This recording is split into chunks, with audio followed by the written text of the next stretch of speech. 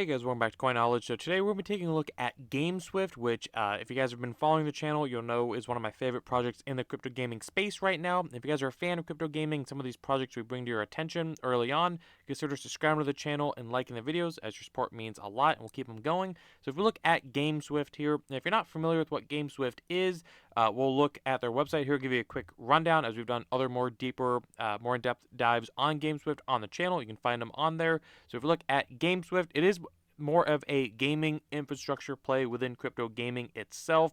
So it is a platform. So if you look here, what they have going on within GameSwift, so they are building their own blockchain, a modular blockchain. They have a gaming platform, gaming launcher. Again, it's more of that infrastructure play. So if you're not just getting exposure to one individual game, but so many other games that are building on GameSwift.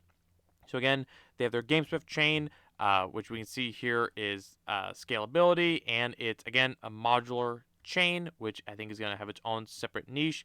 They have their GameSwift ID, they have their GameSwift SDK, they have their GameSwift Analytics, the GameSwift platform. So again, whenever you get into GameSwift, it'll allow you to play multiple different games, as we can see here. So it looks like they have their roadmap here, which we'll go over with more on a tweet that they did, but they have their 2022, 2023 roadmap. And again, if you're more familiar or want to learn more about it, you go to their website, just gameswift.io. But if we look here at their token price, which is actually one that we've covered quite a while ago, when we were covering GameSwift, it was beneath, I think it was beneath 10 cents, honestly. Now we've seen it over the 1 month go up, 450%. They actually just recently touched, I believe, 80 cents right there for a little blip. Now they're coming back down a little bit, which makes sense. They've had a pretty big run, obviously. So if we look, let's see if we can go the 1 year. It's not that old of a chart, but if we go market cap here, again, we were covering GameSwift at about a $10 million market cap. Now it's sitting at a $42 million market cap. We saw it, climb up to almost about a $50 million market cap here, which is actually pretty impressive, especially with what GameSwift has going on. Now, I think GameSwift is still very early on. Now, I'm not going to give any individual price prediction, but as far as a market cap evaluation, which I always say is what you should be looking at anyways, and why I don't do a whole lot of money, like dollar price prediction, because there's token dilation. They have their tokenomics they're actually not that bad, but they do have a lot of it's a pretty big dilation between the market cap circulating fully diluted. I don't know why it's not showing it now on CoinMarketCap, but it's actually not that bad when you really look into it. But I could definitely see GameSwift being a $500 million, maybe $1 billion market cap project in the bull market. Really, I don't see why not, especially when we look at what they're building here. So they actually did put out a couple things on their Twitter here that we'll go over real fast. So they did announce, their new launcher powered by GS Force All. So the world's first launcher app to introduce AI real yield in crypto and gaming. So get ready to transform your GPU into moolah, money. So 85% of the revenue share for contributing players, 15% of GS Pay members. So they do have a whole video here of what it kind of breaks down. So this is what the launcher will look like. Your cut, you can actually start making money in here, but I think it's very bullish again. And they do break down more of a medium page here. So if we look what this actually can mean for it. So key takeaways. So the market opportunity, over 1.8 billion gaming computers worldwide generate significant GPU power.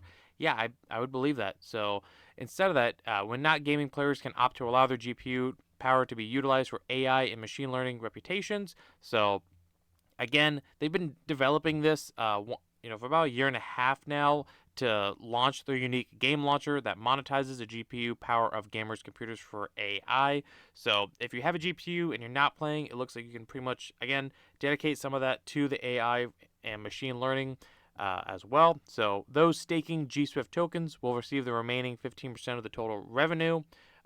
Revenue sharing, so we'll break it down. So 85% of the revenue from the source will be distributed to players who contribute their GPU power.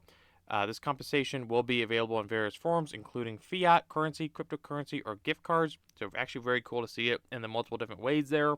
And then they have GSwift stakers benefits. So those staking GSwift tokens will receive the remaining 15% of the total revenue. This initiative marks the introduction of the first AI real yield in both crypto and gaming industries. So again, very bullish. Just another bullish update for GameSwift. I mean, they just keep coming out with good stuff, and I'd love to see it.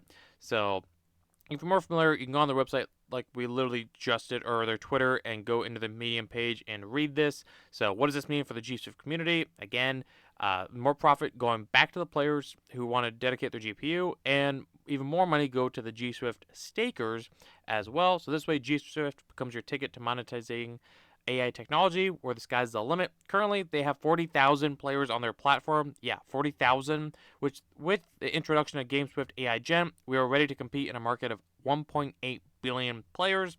The potential for growth and monetization is limitless, and I believe that. So right now, the next steps, they're collecting initial volunteers willing to trade the processor power for payment. In this phase, we aim to kind of get into that market. So just follow GameSwift, their Twitter, and then obviously they put out their marketplace or their roadmap, which we'll look into a little bit as well.